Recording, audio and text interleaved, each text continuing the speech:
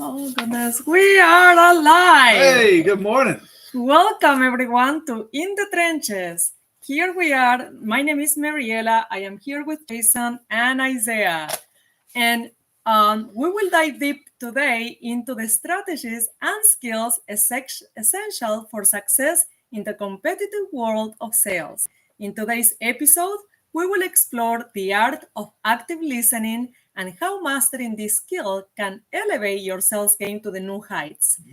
Get ready to sharpen your communication prowess and gain valuable insights that will empower you to build stronger relationships and close more deals. Without further ado, let's jump right into it. All right, so we've got a short, detailed explanation. So, active listening is a communication technique where the listener fully concentrates, understands, responds, and remembers what is being said by the other person. It involves paying attention to both verbal and nonverbal cues, empathizing with the speaker, and providing feedback to ensure mutual understanding between the two of you. Active listening fosters trust, enhances relationships, and also improves communication effectiveness in sales interactions. Yeah, and so with reflective listening, that is a subcategory of active listening, where the listener paraphrases or mirrors the speaker's message to confirm understanding and demonstrate empathy. It involves summarizing the speaker's words, feelings, and intentions and reflecting them back for validation. This technique encourages the speaker to elaborate further, clarifies misunderstandings, and builds rapport. So you are listening to the speaker, and when they say something of interest or concern or whatever it might be, subtly repeat it back to them. There's some really neat videos on this. We can always look at that a little bit further and get some good examples, but it really is when somebody says something to reflect back to them. You want to mirror to them what they're saying so that they can continue to elaborate on it. So here we have some probing questions. Well, and I forgot. So that Yes. was, so you're doing the reflective listening, you're reflecting back to them. And then while you're doing that, that's helping you to understand their problem, right? Yes. And then what you're able to do is then move into some more probing type questions to draw out even more information. Such as, can you elaborate on that? How does this challenge impact your day-to-day operations? You also have what outcomes are you hoping to achieve with our solution, and what specific features are essential for addressing your needs. Yeah. Can you provide an example to illustrate your point further? How would you envision overcoming this obstacle? Another one, what resources have you considered to resolve this issue? Or could you share more about your previous experiences with similar solutions? Yeah. And then you've got what concerns do you have about implementing a new strategy? What additional information do you need to make an informed decision? Yeah. And what did you point it out about these? These are, what kind of questions are these? Also, these questions are open-ended questions. So remember your W's, guys, here. 5 W's, the what, the why, and then you also have the H, how, and also can or could. Yeah. You got who, what, when, where, why, and how, and can, and could. So go. those are good open ways. Those are good ways to start open-ended questions. And again, these open-ended questions, we're digging deeper into what the client has said. So Correct. we're reflectively listening. We're actively listening, reflecting back to them, and now we're asking probing questions to get deeper into what we need to know. Okay, so we also have body language, posture, gestures, and facial expressions. Well, first thing we need to do is talk about nonverbal cues. These are signals conveyed through body language. So facial expressions, gestures, tone of voice, and nonverbal behaviors. In sales interactions, understanding nonverbal cues is crucial for gauging the speaker's emotions, attitudes, and intentions, which may not explicitly be verbal or expressed verbally. Some common nonverbal cues and their interpretations include There you go. So body language, such as posture, gestures, and facial expressions, they convey emotions, confidence, and engagement levels. Also, you have eye contact. Maintaining eye contact demonstrates attentiveness, sincerity, and interest in the conversation. So then you've got tone of voice. So the variations in tone, pitch, and volume can reveal emotions such as excitement, frustration, or hesitation. You've got proximity, which is the physical distance between individuals, usually indicates their comfort levels, the intimacy, and their boundaries. And then you've got their hand movements. So you've got gestures such as nodding, pointing, or handshakes, emphasizing key points, agreement, or even enthusiasm. Yep.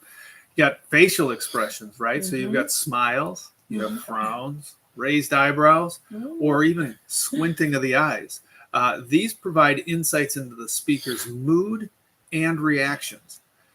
Posture, open and relaxed, signal receptiveness, while closed defensive positions may indicate discomfort or resistance. Mirroring, subtly matching the speaker's body language.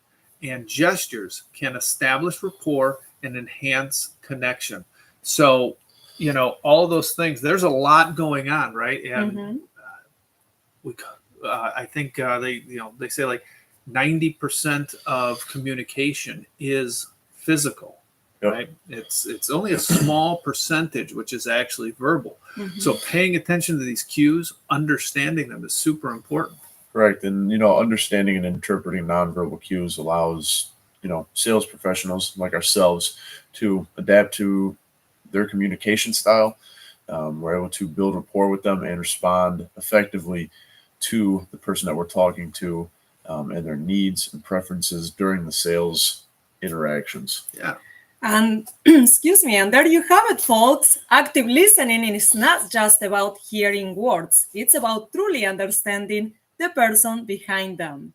By incorporating reflective listening, asking probing questions, and decoding non-verbal cues, you can deepen your connections with your clients, uncover their true needs, and ultimately drive more sales. So keep practicing these techniques and watch as your sales success reaches new heights. So here is a quick video now to help you through any challenges or tough times you may encounter. Absolutely. All right. We'll be right back.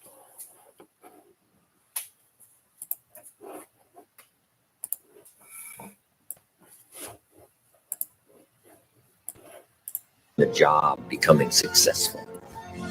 Mr. Shoaff said, if you have enough reasons, you can do the most incredible things. You can get through the most difficult day. You can overcome the most unbelievable challenges if you have enough reasons. And so he said to me, if you haven't got a list of your goals, Mr. Rohn, it's probably because you don't have enough reasons. He said, I'm sure since I've met you, you have enough intelligence. And he said, you have enough good health. And he said, you have, all of those things working for you. But here's what you must work on now is to have enough reasons. Looking into the future, developing reasons. Okay. So now make these notes. We're primarily affected by 5 things. Number 1 is the environment, the political environment, the social environment, the physical environment. Whatever surrounds us affects us. The city, the country, the countryside, the village, the office, the people. We're constantly affected and shaped by our reaction and decision making. A lot of it depends on the environment. And for the physical environment, we all need to pay attention to that. Make every contribution you can. It's one little small planet. Remember those first pictures from space? Looking back on Earth? It looked so fragile. It looked so small. We thought, wow, so many people live there. How can that be? We must take care of it. Right now, it's the only planet we got. Do everything we can. My mama taught me those little things. Pick up, don't leave your trash. A little thing like, I remember I got a toothpick once at the cafe. and I took the little cellophane off the toothpick and I just dropped it on the floor. Mama said, no, you wouldn't do that at home. I thought, wow. She said, just put it in your pocket. And then when you get home, you put it in the trash. And somebody said, well, what difference does that make? You know, the little cellophane on the toothpick. Here's what makes the difference, the habit. And the habit makes the difference primarily for you. Now, yes, it makes a contribution, and a little small contribution by not leaving trash. But here's what it does mostly. Give you the incredible feeling of self-worth because you have good habits. That's the deal. The habit of turning out the lights when you're finished with your hotel room. You leave the hotel room, turn out the lights. It just makes a small contribution, but what if everybody did it? I'm telling you, the energy requirements would be less. You say, well, the hotel gets the benefit. Hey, it doesn't matter to you who gets the benefit. Guess what's the greatest benefit? Being a person of unique habits. Habits that not only, right, make you perform as far as skills are concerned, but habits that make you feel good about yourself. And then sometimes we get the question, why do it? And I got the best answer to that. Why not do it? If it's so easy to do, why not do all the easy things that make a contribution? And who knows what the total contribution could be if we all did it. But even if everybody... All right. We'll come back for a quick close on that. Yes. And wrap up another episode here. So, there you go. So what do you have here? You took some notes, I see. I did. So I always, instill in my children, since they were little, to like make contributions such as, like picking up little things, from the floor. We used to talk about this, and like the energy requirements, if everybody did it, are less. It's so true. So we spend so much of our time trying to organize the environment, and that takes energy to hold it together, put in place. And the universe is disorganized because it takes less energy to be disorganized and to put it all together. It takes a lot of energy to put it in place, or to hold it in place. But anyways, hopefully this makes sense to you. But these small habits, is what gives you self-worth as well. So be a person of unique habits, like he said. Yeah, absolutely. Listen, that was fantastic. I think this was a great episode. I hope everyone gets some value out of it.